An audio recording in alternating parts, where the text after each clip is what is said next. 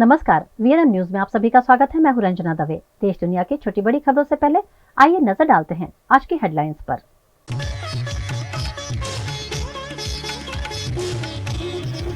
NEET पर supreme court का बड़ा निर्णय, 1563 कैंडिडेट्स की 23 जून को दोबारा परीक्षा।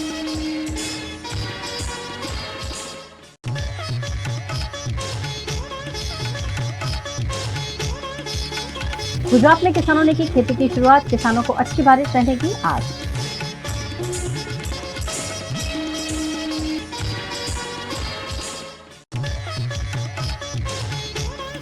और पूर्व क्रिकेटर और टीएमसी के सांसद यूसुफ पठान विवाद में कॉर्पोरेशन की जमीन पर अवैध तबेले के आरोप।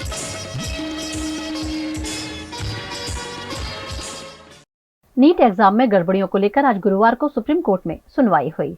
केंद्र की ओर से प्रस्ताव रखा गया कि ग्रेस मार्क्स पाने वाले 1563 कैंडिडेट्स के स्कोर कार्ड निरस्त होंगे। इसके बाद बिना ग्रेस मार्क्स के स्कोर कार्ड जारी किए जाएंगे। इन कैंडिडेट्स के लिए 23 जून को दोबारा परीक्षा करवाई जाएगी। 30 जून से पहले रिजल्ट जारी किया जाएगा ताकि जुलाई में शुरू होने वाली काउंसलिंग प्रभावित न हो और सभी बच्चों की काउंसलिंग पहले से तय तारीख 6 जुलाई से एक साथ हो सके। जो कैंडिडेट परीक्षा नहीं देना चाहेगा उसका रिजल्ट ग्रेस मार्क्स बगैर पुराने स्कोर कार्ड के आधार पर ही माना जाएगा। केंद्र के इस प्रस्ताव को सुप्रीम कोर्ट ने स्वीकार कर लिया है। बड़ी लड़ाई में एक छोटी सी जीत दर्ज करी है कि सुप्रीम कोर्ट में समर बेंच में हमारी पिटीशन जो फाइल करी गई थी वो एक्सेप्ट हो गई है। उसका पिटिशनर नंबर हमारे पास आ चुका है और उसकी हियरिंग की डेट आशा करते हैं कि कल तक हमारे पास आ जाएगी। यानी कि एटलीस्ट अब समर वेकेशन में भी सुप्रीम कोर्ट हमारी बात तो सुनेगा। हम जानते हैं लड़ाई बड़ी है और छोटी छोटी जीत से हम इस बड़ी लड़ाई को जरूर जीतेंगे, क्योंकि जो एनटीए ने आज एफएक्यू भेजे हैं वो तो मुझे रिवीजन ही लग रहे हैं। जो बातें पूछी गई थी उसका कोई जवाब वो नहीं दे रहे हैं। तो सुप्रीम कोर्ट से ही आशा है कि हमें अब रिजल्ट मिलेगा। गुजरात में मानसून ने दस्तक दे दी है। ऐसे में किसानों ने आधुनिक युग में भी पुरानी परंपरा के तहत बैल और हल जोत कर पूजा कर मुंह मीठा कर फसल लेने की शुरुआत कर दी है। गुजरात के जूनागढ़ के मेंदड़ा में भी किसानों ने फसल लेने की शुरुआत की है। मेंदड़ा के रहने वाले पुरुषोत्तम ढेबरिया ने मूंगफली की फसल लेने की तैयारी कर ली है, जिसमें उनका पूरा परिवार शामिल है। इस साल बेहद गर्मी पड़ी है। ऐसे में बारिश भी अच्छी होने का अनुमान किसान लगा रहे हैं और बरसात आने से पहले ही हल जोत कर फसल लेने की तैयारी शुरू कर दी गई है। पूर्व अंतर्राष्ट्रीय क्रिकेटर और हाल ही में पश्चिम बंगाल से टीएमसी से जीते सांसद यूसुफ पठान पर वडोदरा कॉर्पोरेशन के प्लॉट पर अतिक्रमण किए जाने का आरोप लगा है। यह आरोप भारतीय जनता पार्टी के वडोदरा के पूर्व कॉर्पोरेटर विजय पवार ने लगाते हुए यूसुफ पठान से कॉर्पोरेशन का प्लॉट वापस लेने की मांग की है। अभी मैंने एक लेटर लिखा है स्टैंडिंग कमेटी चेयरमैन और कमिश्नर को कि तांदलजा टीपी 22 फाइनल प्लॉट 90, ये 90 प्लॉट है जो है वो सरकार वीएमसी का रिजर्व प्लॉट है, रैना केतु का प्लॉट है। इसके बाजू में 91 का जो प्लॉट है वो अपने भारतीय क्रिकेटर यूसुफ भाई पठान और हाल के सांसद बंगाल के, उनका निवास स्थान 91 में है, बंगलों से उसका 91 के अंदर। और उसको लग के ये 90 वाला जो वीएमसी का प्लॉट है, उन्होंने 2012 में वीएमसी के पास ये प्लॉट की मांगनी किया था। सुरक्षा के हेतु सर उन्होंने ये प्लॉट की मांगनी किया था। उसकी कीमत भी नक्की किया था कि 57,000 के समथिंग एक चौरस फुट का भाव रखा था और उन्होंने लिखित में दिया था महानगर पालिका को कि ये प्लॉट हमको तुम दो। सामान्य सभा और स्टैंडिंग कमेटी में ये उनकी दरखास्त पास हो गई। तो ये दरखास्त पास हो जाने के बाद में कमिश्नर सिंह ने राज्य सरकार में मंजूरी के लिए ये लेटर भेजा कि ये प्लॉट जो है इनको दे दिया जाए। राज्य सरकार शहरी विकास मंत्रालय ने 2014 में ये उनकी दरखास्त नामंजूर किया है कि ये प्लॉट नहीं दे सकते, उन्होंने खारिज कर दिया है। अब ये खारिज कर देने के बाद ये जो प्लॉट है, ये प्लॉट का कब्जा महानगर पालिका ने कमिश्नर सिंह ने लेना चाहिए, फेंसिंग करना चाहिए, लेकिन उन्होंने ध्यान नहीं दिया। आज वो प्लॉट 90 और 91 और 90 ये दोनों ज्वाइंट होकर एक ही प्रीमाइसिस बन गया है। तो मैंने इनको रजूआत किया कि आज अभी जब राजकोट का जो अग्निकांड हुआ उसके बाद में हम लोग गैरकायदेसर बांधकाम दूर कर रहे, फायर एनओसी चेक कर रहे, सरकारी जमीना खुली करा रहे, रोड के दबान दूर कर रहे। तो ये जो प्लॉट है सरकार का, ये तात्कालिक असर से तुमको इसको भी अपने कब्जे में लेना चाहिए, ऐसी मेरी रजूआत है। पेमा खांडू ने आज गुरुवार 13 जून को लगातार तीसरी बार अरुणाचल प्रदेश के मुख्यमंत्री पद की शपथ ली। उनके बाद चाउना मीन ने डिप्टी सीएम की शपथ ली। उनके अलावा 10 मंत्रियों ने भी मंत्री पद की शपथ ली। शपथ ग्रहण समारोह अरुणाचल प्रदेश के ईटानगर स्थित दोरजी खांडू कन्वेंशन सेंटर में हुआ, जिसमें केंद्रीय गृह मंत्री अमित शाह, भाजपा अध्यक्ष जेपी नड्डा, किरेन रिजिजू और असम के सीएम हिमंत बिस्वा शर्मा मौजूद रहे। पेमा खांडू 2016 से अरुणाचल प्रदेश के मुख्यमंत्री हैं। उन्होंने नबाम तुकी के इस्तीफे के बाद पहली बार पदभार संभाला था। जब खांडू पहली बार राज्य के मुख्यमंत्री बने थे तब वे कांग्रेस के साथ थे। 2019 के लोकसभा चुनाव के दौरान वे भाजपा में शामिल हो गए। पेमा खांडू के पिता दोरजी खांडू भी अरुणाचल प्रदेश के मुख्यमंत्री रह चुके हैं। गुजरात कांग्रेस के विधायक जिग्नेश मेवानी ने राजकोट अग्निकांड में बरती गई घोर लापरवाही पर फिर एक बार सवाल उठाए हैं। ગઈકાલે મોડી સાંજે હું રાજકોટ એક ધારા 14 દિવસ રોકાઈને અમદાવાદ આવ્યો છું અને 14 દિવસ દરમિયાન રાજકોટ અગ્નિકાંડના કેટલાક પીડિતોને મળ્યો, ત્યાં મેં પ્રાર્થના સભામાં ભાગ લીધો, શ્રદ્ધાંજલિના કાર્યક્રમો આપ્યા, પીડિતો માટે મૌન પાડ્યું, પત્રિકા વિતરણ કરી, લોક સંપર્ક કર્યો, અનેક મીડિયાના મિત્રો, પત્રકાર મિત્રો સાથે આ ઘટના બાબતે વાત કરી, કેટલાક અગ્રણી નાગરિકોને, બુદ્ધિજીવીઓને મળ્યા। સમગ્ર રાજકોટનું એક સુરે આજની તારીખ એવું માનવું છે કે અગ્નિકાંડમાં પણ તક્ષશિલા કાંડ અને મોરબી કાંડની માફક ન્યાય મળવાનો નથી। આખું રાજકોટ એ એક સૂરે આવું કહી રહ્યું છે। આ રાજકોટના રહેવાસીઓ અને પીડિત પરિવારો એવું એટલા માટે માની રહ્યા છે કે અગાઉ તક્ષશિલા કાંડ, શ્રેય હોસ્પિટલ કાંડ, રાજકોટમાં જ કોરોના દરમિયાન શિવાનંદ હોસ્પિટલમાં लागेली આગમાં જે 8 લોકોના મૃત્યુ પામ્યા એ ઘટના અને વડોદરાની હરણીકાંડની ઘટના, આવી એક પણ ઘટનામાં રાજ્યની સરકારે અને પોલીસે કસૂરવાર મોટા અધિકારીઓ અને ભારતીય જનતા પાર્ટીના ભ્રષ્ટ નેતાઓની ક્યારેય ધરપકડ કરી નથી અને એના કારણે આજે રાજકોટ શહેરમાં અને પીડિત પરિવારોમાં એવી લાગણી પ્રવર્તે છે કે આ કિસ્સામાં પણ એમને કોઈ પણ સંજોગોમાં ન્યાય મળવાનો નથી। ગઈકાલે સરકારના મંત્રીએ અને આગલા દિવસે એસઆઈટીના વડા સુભાષ ત્રિવેદીએ પણ કહ્યું સ્ટાન્ડર્ડ જવાબ કે તપાસ ચાલી રહી છે। ઘટના બન્યાને થોડાક દિવસમાં 1 મહિનો થવા આવશે, એ છતાં આ તપાસ ટીમો શું કરી રહી છે એનાથી સમગ્ર ગુજરાતની જનતા એક પ્રકારે અજાણ છે।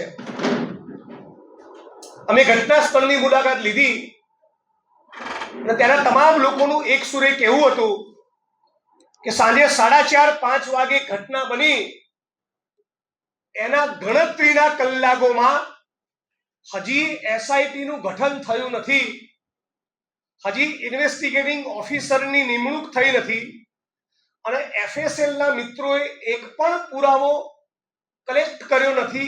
એની પહેલા આખો ક્રાઇમ સીન એ ટોટલી ડિસમેન્ટલ કરી નાખ્યો અને ડિસ્ટર્બ કરી નાખ્યો। खबरों का दौर यूं ही चलता रहेगा। फिलहाल वक्त है एक ब्रेक का। ठीक से साफ करो, ऊपर ऊपर से नहीं। बीएलडीसी मतलब बोरिंग लुकिंग, इसको साफ करके क्या फायदा? इतनी बेइज्जती। Switch to RR signature designer BLDC fans, जो बोरिंग लुकिंग नहीं, वेरी स्टाइलिश लुकिंग है। आरआर सिग्नेचर फैंस, आपके काम की बात।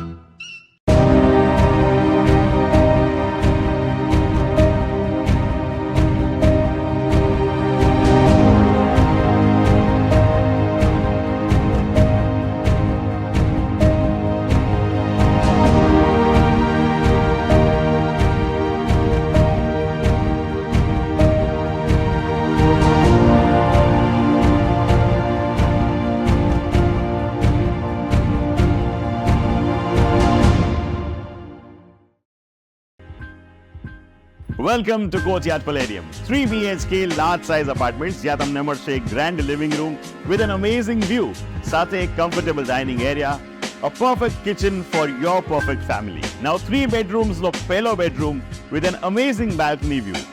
સાથે the second bedroom which is very comfortable, very cozy and has ample of sunlight.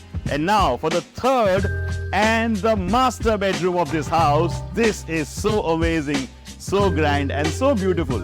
Best વાત આ apartments ની એ છે કે અહીંયા તમને મળે છે walk through balcony. So now I'll see you in the living room. Let's go. This is amazing, right? Courtyard Palladium, 3 BHK large apartments near Earth Infinity in Bhaili. Don't forget to visit.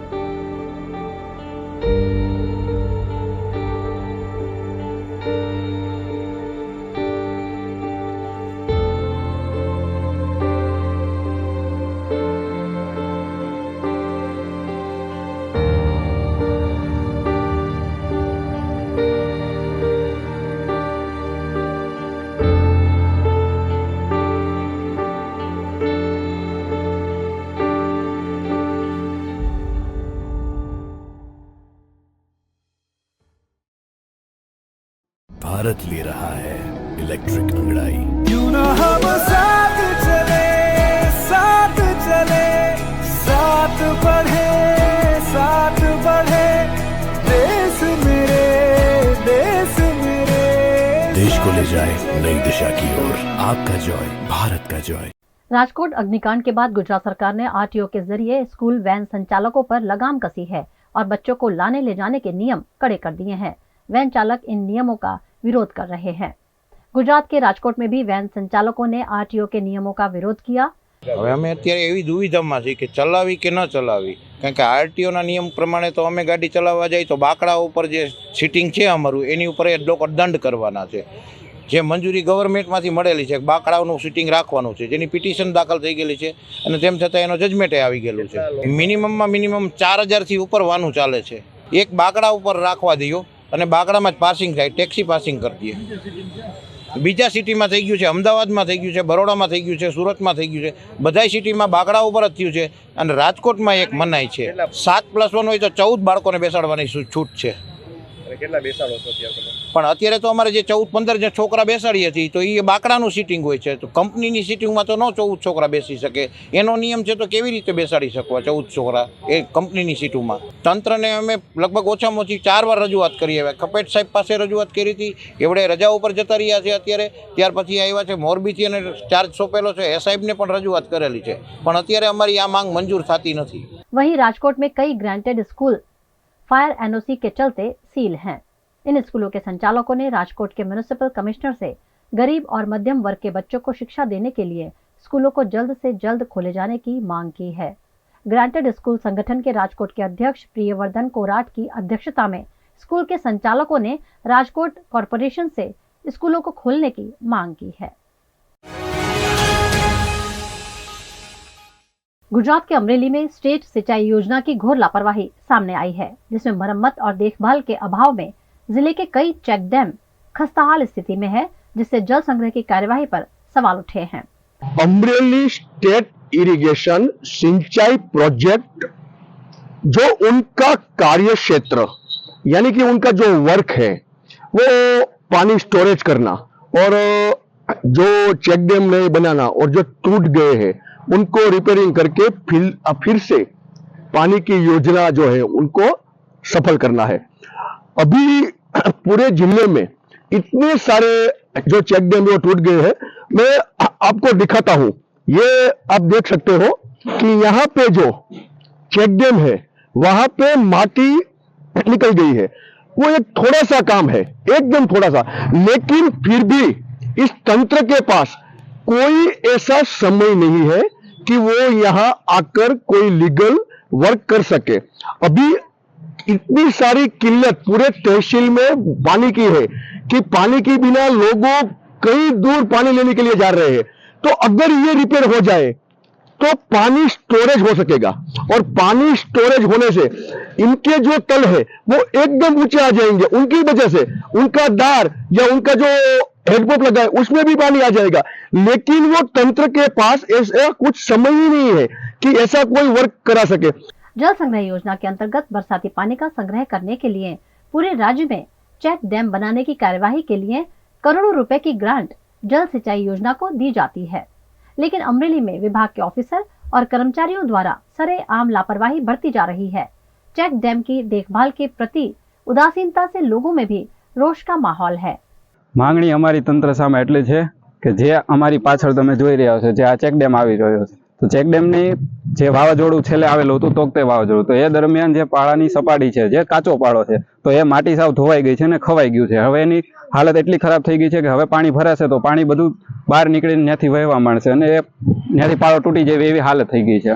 હમણાં ચોમાસું આવી રહ્યું છે, 10 થી 15 દિવસ જેટલો પણ સમય નથી રહ્યો, તો એ તાત્કાલિક એમ તો સાહેબ લખી જાય બરોબર। હા, તો એ સમય દરમિયાન આ 10 થી 15 દિવસની અંદર તંત્ર પાળાનું કામકાજ રિપેરિંગ કરાવે અને જેથી કરીને કોઈ દુર્ઘટના ન સર્જાય। તો અમે નીચે જે 15 થી 20 મકાન જે અમે રહેણાંક છીએ, અમે રહીએ છીએ, તો એમાં કોઈ દુર્ઘટના ન સર્જાય, તો જેથી કઈ તંત્રને નીચું જોવાનું ન થાય। इस मामले वीएनएम टीवी के संवाददाता मेहुल त्रिवेदी ने जब विभाग के चीफ इंजीनियर के साथ टेलीफोनिक चर्चा की तो उन्होंने कहा कि जल्द ही ये चेक डैम रिपेयर कर दिए जाएंगे। आशा करते हैं कि ये काम जल्द से जल्द हो, वरना फिर एक बार बरसात में करोड़ों गैलन पानी प्रशासन की लापरवाही के चलते बहकर यूं ही बर्बाद हो जाएगा। આ બનેલા ચેકડેમો ફરી વખત રિપેરિંગ થવામાં ખૂબ જ મુશ્કેલી પડી રહી છે। મેં વારંવાર મંત્રીશ્રીઓને, જે તે વિભાગના અધિકારીઓને વારંવાર રજૂઆત કરી હોવા છતાં આજ દિન સુધી ચેકડેમો રિપેરિંગ થતા નથી। ચેકડેમનો માટીનો કાચો પાળો હોય કે આરસીસીનું કામ હોય, ઘણી જગ્યાએ ઘણા ચેકડેમો તૂટી ગયા છે, છતાં પણ આજ સુધી કોઈ સર્વે થયું નથી અને કોઈ કામગીરી થઈ નથી। વહેલી તકે આ ચેકડેમો રિપેરિંગ થાય એવી મારી સરકાર સમક્ષ માગણી છે। 5 થી 7 વખત સરકારમાં લેટર લખેલા છે, અધિકારીઓને લેટર લખેલા છે, પણ આજ દિવસ સુધી આ બાબતે કોઈ નિરાકરણ થયું નથી।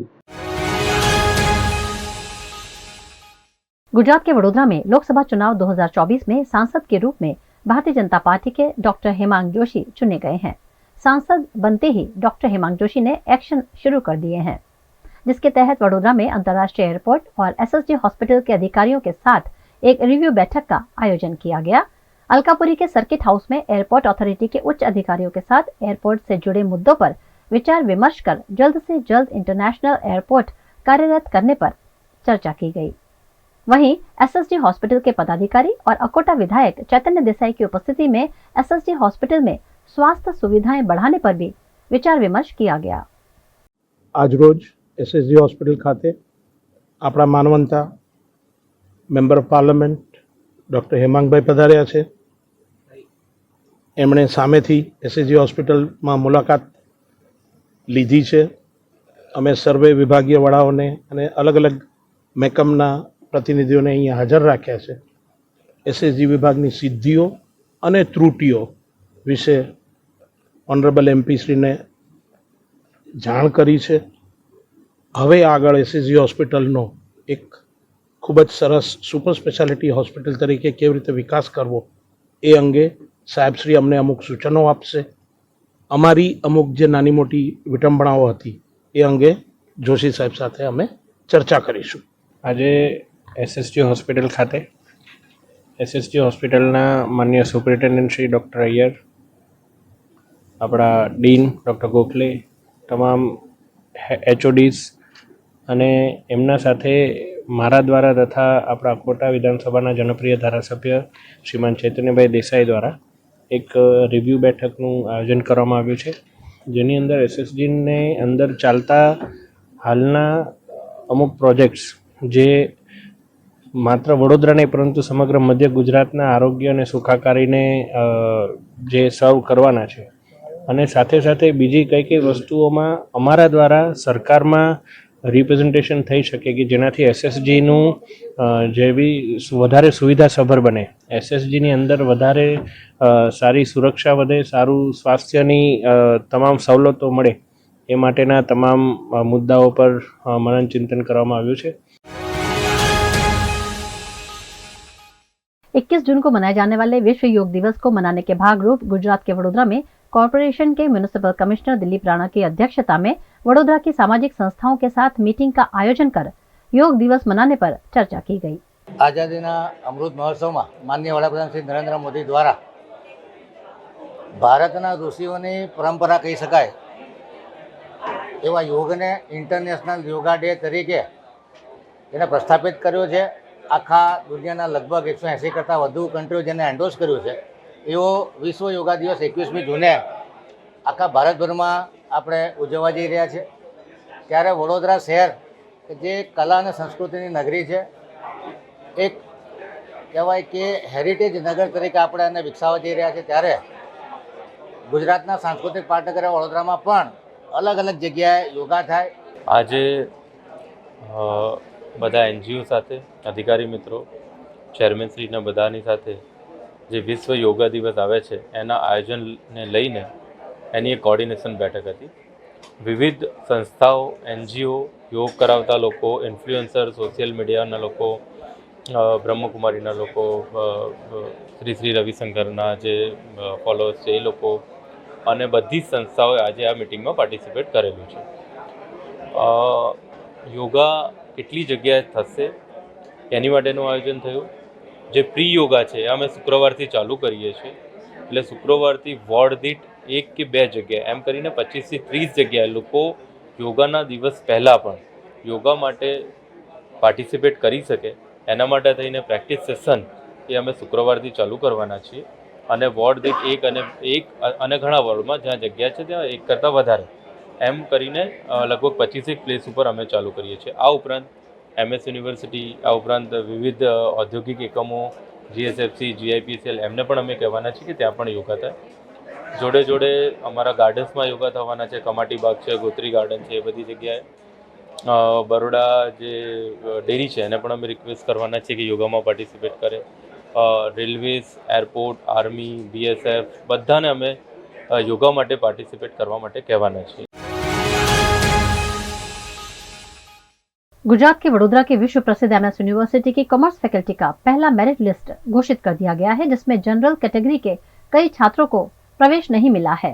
इस मामले NSUI, AGSU और पूर्व FR द्वारा हेड ऑफिस में हंगामा करते हुए छात्रों को एडमिशन दिए जाने की मांग की गई।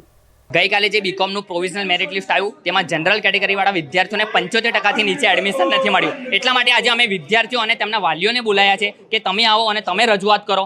તો આજે વિદ્યાર્થીઓને વાલીઓ આવ્યા છે, તેમ છતાં અહીંયા ડીન સર એમનો પ્રશ્ન સાંભળવા માટે નથી। કાલે હેડ ઓફિસ પર અમે ગયા, ત્યાં VC સર કે રજિસ્ટ્રાર સર કોઈ અવેલેબલ નથી, એટલે વિદ્યાર્થીઓના પ્રશ્નો સાંભળવા માટે અહીં કોઈ અવેલેબલ નથી। અને પોતે તો અહીં હાજર નથી રહેતા અને બહાર પોલીસના ડબ્બા બોલાવીને રાખે છે, જાણે અમે પોલીસથી બી જઈશું। તો હું સત્તાધીશોને કહેવા માંગીશ કે અમારા પર ઓલરેડી 4-5 કેસ ચાલે છે, એક કેસ વધી જવાથી અમને ફરક નહીં પડે, પણ અમે વડોદરાના વિદ્યાર્થીઓ સાથે અન્યાય નહીં થવા દઈએ અને વડોદરાના દરેક વિદ્યાર્થીઓને વડોદરામાં એડમિશન મળે તેના માટે અમે લડત ચાલુ રાખીશું। તે પછી કોલેજ પર આવવું પડે કે ડીન સર કે VC સરના ઘરની બહાર જવું પડે, ત્યાં સુધી પણ અમે જવા તૈયાર છે। ફેકલ્ટી ડીનની કામગીરીને લઈને હું કહેવા માંગીશ કે જ્યાંથી કોમર્સ ફેકલ્ટીમાં કેતન ઉપાધ્યાય સર ડીન સરનું પદ સંભાળ્યું છે ત્યાંથી લઈને આજ દિન સુધી કોમર્સ ફેકલ્ટીમાં અંધકાર છવાઈ ગયો હોય તેવું લાગી આવે છે। વિદ્યાર્થીઓને એટલી સમસ્યા રહે છે, દરેક પ્રશ્નમાં, દરેક પરીક્ષામાં, દરેક રિઝલ્ટમાં કંઈક ને કંઈક પ્રશ્ન હોય છે, પરંતુ એ પ્રશ્નોનું નિરાકરણ આવ્યું છે ના આજ દિન સુધી આવશે। માટે જો કોઈ ઉપરના સત્તાધીશો મારો અવાજ સાંભળતા હોય તમારી ન્યૂઝ ચેનલના માધ્યમથી, તો હું કહેવા માંગીશ કે જ્યાં સુધી કોમર્સ ફેકલ્ટીમાં કેતન ઉપાધ્યાય સર ડીન સરના પદે રહેશે ને ત્યાં સુધી વડોદરાના વિદ્યાર્થીઓનું અને કોમર્સ ફેકલ્ટીના વિદ્યાર્થીઓનું ભવિષ્ય અંધકારમય જ રહેશે। માટે આ ડીન સરને બદલવાની જરૂર છે। તો જો આ ડીન સર બદલાશે તો જ કોમર્સના વિદ્યાર્થીઓનું ભવિષ્ય ઉજ્જવળ થશે। खबरों का दौर यूं ही चलता रहेगा। फिलहाल वक्त है एक ब्रेक का। इंडियन ऑयल समझता है पर्यावरण के प्रति अपनी जिम्मेदारी और इसीलिए IOCL का कार्यस्थल बना इनका निवास। इंडियन ऑयल रिफाइनरी के आसपास बने हैं खूबसूरत इको पार्क, जो है हजारों प्रवासी पक्षियों, वनस्पतियों और जीव जंतुओं का बसेरा। इंडियन ऑयल प्रकृति की विविधता को कर रहा है पोषित। इंडियन ऑयल के इको पार्क है पर्यावरण के प्रति कंपनी के कमिटमेंट की पहचान। पर्यावरण संरक्षण और प्रकृति के पोषण में IOCL हमेशा आगे।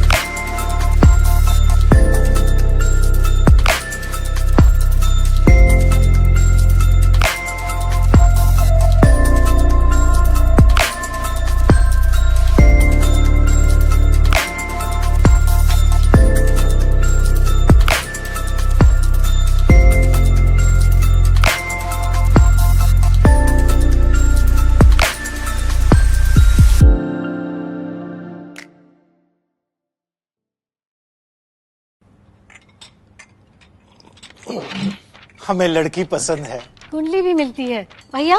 काफी हॉट है। कोने कोने में हवा नहीं पहुंच रही?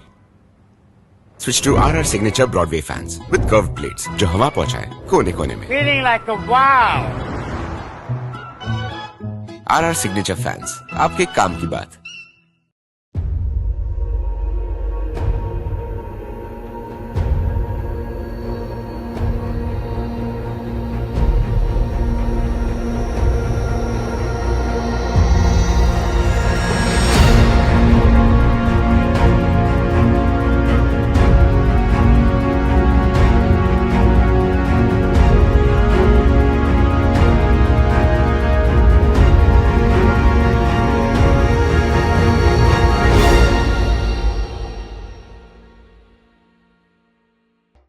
Every new year we take a new year resolution. New year resolution का मतलब होता है upgrading your life, which means upgrading your lifestyle and upgrading your living space. And that is why the best choice is Trilogy by Courtyard.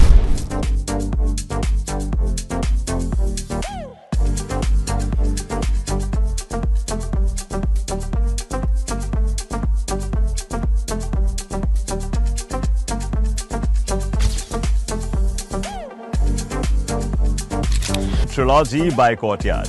Finest architecture, world-class amenities, and a great space to live. Come check it out.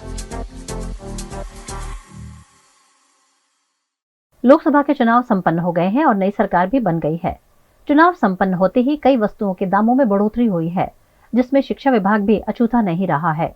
आज से गुजरात में नए शैक्षिक वर्ष की शुरुआत हुई है, जिसके चलते बाजारों में किताबों से लेकर यूनिफॉर्म, जूते इत्यादि की खरीदारी जमकर हो रही है।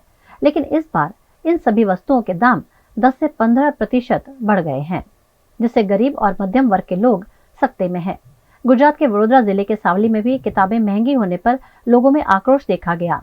स्कूल वैन और स्कूल रिक्शा चालकों ने भी 100 से 200 रुपए बढ़ा दिए हैं। सावली में ग्राम्य इलाकों से कई बच्चे पढ़ने के लिए आते हैं, लेकिन शिक्षा महंगी हो जाने से गरीब माता पिता के बजट पर बोझ बढ़ गया है। આ બાબતે મારું એવું કેવું છે કે શૈક્ષણિક બાબતને નોટબુક હોય, ચોપડાઓ હોય, તેમજ રિક્ષાઓને ભાવ વધારાની અંદર થોડું ઓછું થાય, ગરીબ વર્ગને, મધ્ય વર્ગને પોસાય એવો જો ભાવ વધારો હોય તો આ વર્ગના બાળકોને સારી રીતે ભણાવી શકે। પરંતુ તેમ છતાં પણ આજનો વર્ગ, આ વર્ગ કષ્ટ સહન કરીને ભણાવે છે। પરંતુ જો આ બાબતે યોગ્ય સરકાર નિર્ણય લે તો સારું છે, કારણ કે આવા વર્ગના લોકોને ઘણો વિરોધ છે। राजकोट अग्निकांड के बाद गुजरात में फायर ब्रिगेड विभाग हरकत में है। इसी क्रम में अमरेली में फायर विभाग द्वारा एक विशेष एग्जीबिशन का आयोजन किया गया, जिसमें आग जैसी दुर्घटना से बचने के लिए क्या करना चाहिए उसकी जानकारी लोगों को मुहैया कराई गई। अमरेली फायर इमरजेंसी सर्विस द्वारा फॉरवर्ड सर्कल निकट सीनियर सिटीजन पार्क में ये एग्जीबिशन लगाया गया, जिसमें 150 से ज्यादा लोगों को आग जैसी आपात स्थिति में निपटने पर डेमोन्स्ट्रेशन के जरिए जानकारी दी गई।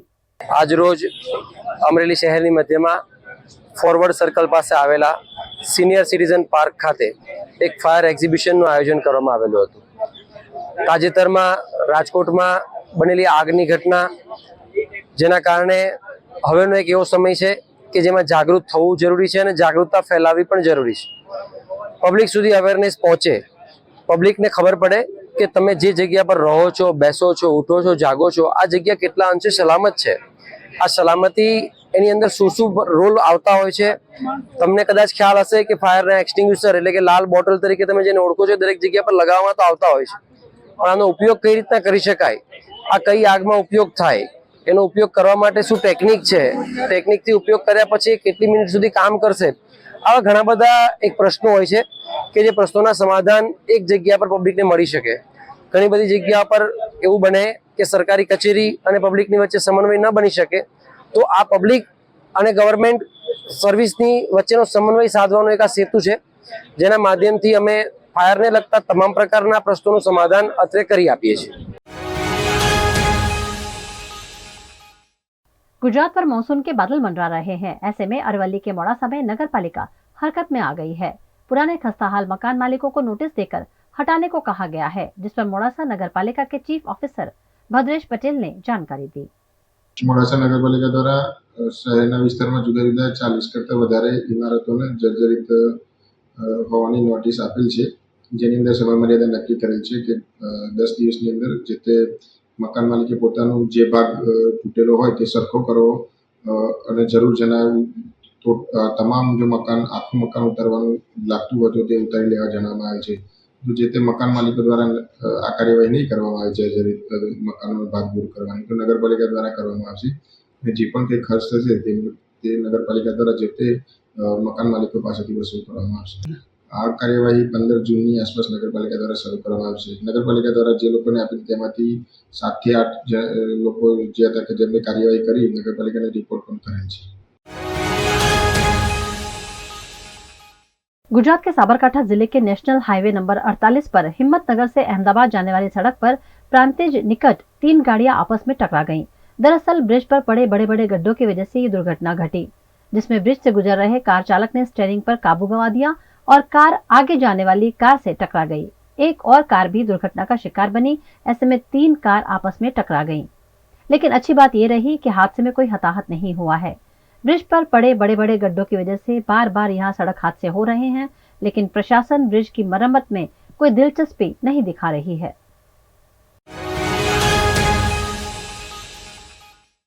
गुजरात के वडोदरा में स्मार्ट मीटर की समस्या दिन ब दिन बढ़ती जा रही है। स्मार्ट मीटर की गड़बड़ियों से लोग परेशान हैं। निजामपुरा के अवनीश अपार्टमेंट में 15 जितने घरों में स्मार्ट मीटर लगे हैं और स्मार्ट मीटर लगने के बाद किसी को 54,000, किसी को 37,000 तो किसी को 26,000 से ज्यादा के बिल बाकी दिखा रहे हैं, जिस पर मध्यम वर्ग के बिजली उपभोक्ताओं ने आपत्ति जताई है। स्मार्ट मीटर लाग्या पछी बधुं बमणुं थई गयुं छे। वपराश ए लोकोने केम छे के तमारा घरमां 2 BHK मां रोजनुं 21 થી 23 યુનિટ वपराश छे, ए कई रीते शक्य छे?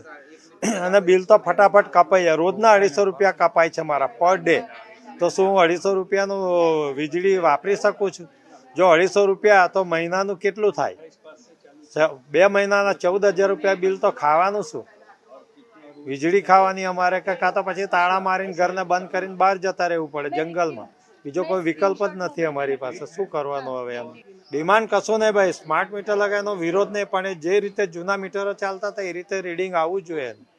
રાત દિવસ વાપરતા એટલી તો ખબર પડે જ માણસને। અને ના કરી શકતા વગર કામના તો કોઈ લાઇટ પંખા બંધ ચાલુ કરીને જતા નથી રહેતા। વોશિંગ બંધ કર્યું, એક રૂમના લાઇટ પંખા બંધ કર્યા, બીજું તો હવે શું કરીએ? तो अभी 250 રૂપિયા આવે છે, 200 રૂપિયા मिनिमम आवे छे पर डे। लोकसभा चुनाव 2024 में भारतीय जनता पार्टी के गढ़ गुजरात में सेंध लगाने में कांग्रेस कामयाब रही है। बनासकांठा की सीट कांग्रेस के प्रत्याशी गिनीबेन ठाकुर ने जीती है। गिनीबेन ठाकुर का कांग्रेस के कार्यकर्ताओं और पदाधिकारियों द्वारा त्रिवेणी संगम में आयोजित कार्यक्रम में सम्मान किया गया। गिनीबेन ठाकुर ने आज विधानसभा में अध्यक्ष शंकर चौधरी को विधायक के रूप में अपना इस्तीफा दे दिया है और अब बनासकांठा की जनता के हित में काम करने की कटिबद्धता जताई है। आज त्रिवेणी संगम कार्यक्रम जे कांग्रेसना कार्यकरोए लोकसभानी चूंटणीमां खूब मेहनत करीने कांग्रेस पार्टीने जीताडवाना समग्र गुजरातमां प्रयत्नो कर्या, एमनो आभार मानवानुं। उमेदवारो आवी खराब परिस्थितिनी अंदर ते ताकतथी लड्या, एमनुं मनोबल टकी रहे एटला माटे अने बनासकांठानी जनताए कांग्रेस पार्टीने आशीर्वाद आपीने भारतीय जनता पार्टीनी जे हेट्रिक थवानी हती रोकीने समग्र गुजरातनी जनता अने बनासकांठानी जनताए लोकशाही बचाववा माटेनुं जे एक भगीरथ कार्य कर्युं। आ त्रणेय कार्यक्रममां प्रदेशना तमाम आगेवानो, भूतपूर्व प्रमुखों, गुजरात प्रदेश कांग्रेसना प्रभारी, सहप्रभारी, प्रदेश प्रमुख बधे ज हाजर रहीने तमाम कार्यकरों मनोबल वधे ए माटे एमने बात करी। कांग्रेस पार्टीना सौ होद्देदारोए पोतपोताना जिल्लानी अंदर भाईचारानी भावना ने खभे खभो मिलावीने जे काम कर्युं ए काम माटे अभिनंदन पण પ્રદેશના જે નેતાઓએ બધાઈ આપ્યા. અને બનાસકાંઠાની વાત કરું તો બનાસકાંઠાની જનતાની જે એક તાસીર રહી છે કે જ્યારે વધારે પડતો અન્યાય થતો હોય, લોકશાહી ઉપર જ્યારે લોકશાહીનું હનન થતું હોય, તમામ પ્રકારની તાકાતો સામે લગાડી દેવામાં આવી. એક બાજુ જનશક્તિ, એક બાજુ ધનશક્તિ, એક બાજુ સંસાધનો, એક બાજુ સિદ્ધાંતો, એક બાજુ બનાસકાંઠાના લોકોએ એક બનાસની બેન તરીકે સૂત્ર આપ્યું. એ ગરીબ બેનનું મતનું મામેરું ભરવાની વાત, આ તમામ જે મુદ્દાઓ હતા, જે લોકલ મુદ્દાઓ, કોઓપરેટિવ સેક્ટર, એ સત્તા માટે જે એક એનો ઉપયોગ કરવામાં આવી રહ્યો છે.